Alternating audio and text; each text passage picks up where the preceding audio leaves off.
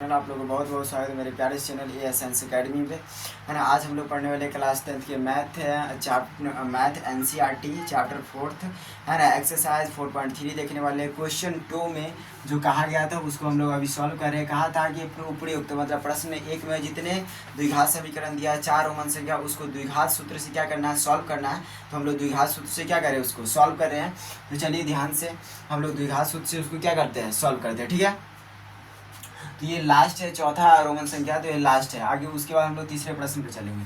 तो चलिए इसको हम लोग सॉल्व करते हैं, है ना। तो यहाँ पे द्विघात सूत्र का देखिए, द्विघात सूत्र का फॉर्मूला क्या है, ध्यान से देखिए। यानी मूल्य ज्ञात करने का जो फॉर्मूला है द्विघात सूत्र क्या है, -b plus minus root under b square minus 4ac, है ना, बटा में कितना हो जाता है 2a। उसके बाद या हम इसके अलावा अगर ये नहीं यूज करना तो ये कीजिए -b plus minus root under d, है ना, कितना 2। दोनों फॉर्मूला एक दूसरे से सेम ही है।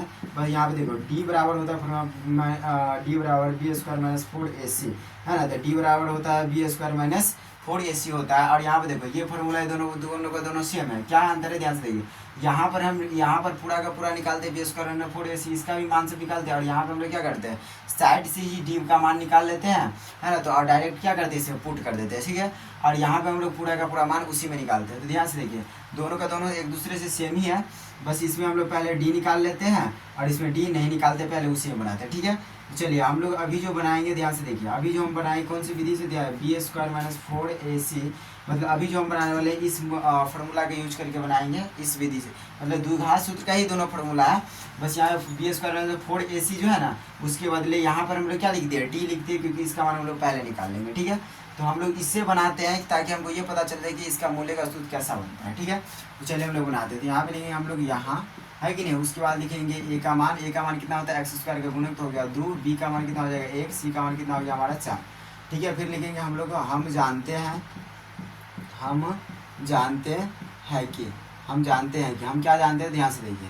जानते हैं कि डी बराबर क्या बराबर, डी बराबर बी स्क्वायर माइनस 4ac।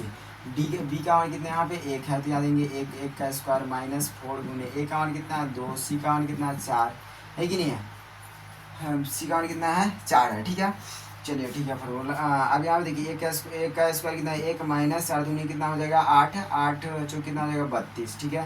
अब यहाँ पे देखिए 32 में से 1 गया तो कितना हो जाएगा 31, यहाँ क्या -31, कितना आ गया -31। और जब कभी भी डी का मान है ना, डी का जो अस्तित्व हो वो माइनस में आए तो उसका हम लोग द्विघात सूत्र का उपयोग करके नहीं निकाल सकते। मतलब द्विघात सूत्र का प्रयोग करके हम उसका मूल्य ज्ञात नहीं कर सकते हैं। यानी कि इसका जो डी का मान आया वो किस में आया, माइनस में आया, तो इसका हम लोग द्विघात सूत्र का उपयोग करके इसको नहीं बना सकते। यानी कि इसका जो होगा यहीं तक रह जाएगा इसका आंसर, ठीक है। तो हम लोग अभी जो देखे हैं हम लोग क्लास 10th का मैथ NCERT, है ना, चैप्टर 4th का एक्सरसाइज 4.3 देखे है। उसके बाद 4.3 का दूसरा नंबर क्वेश्चन भी हम लोग सॉल्व कर लिया। अब तीसरा क्वेश्चन को लेकर के आएंगे, है ना। और आप लोग को वीडियो पसंद आता है शेयर कीजिए, लाइक कीजिए, कमेंट कीजिए, सपोर्ट कीजिए, ताकि अधिक से अधिक आपके लिए मेहनत करें, है कि नहीं, कंटिन्यू इस पर बनाए रखें, है कि नहीं। और ऑल सब्जेक्ट को लेकर के हम आए, और फिजिक्स और मैथ तो अभी चल ही रहा है, बायोलॉजी भी 1-2 दिन में स्टार्ट हो जाएगा, ठीक है। तो चलिए तब तक के लिए धन्यवाद वीडियो देखने के लिए आप लोग के लिए। फिर मिलते हैं हम लोग अगले वीडियो में।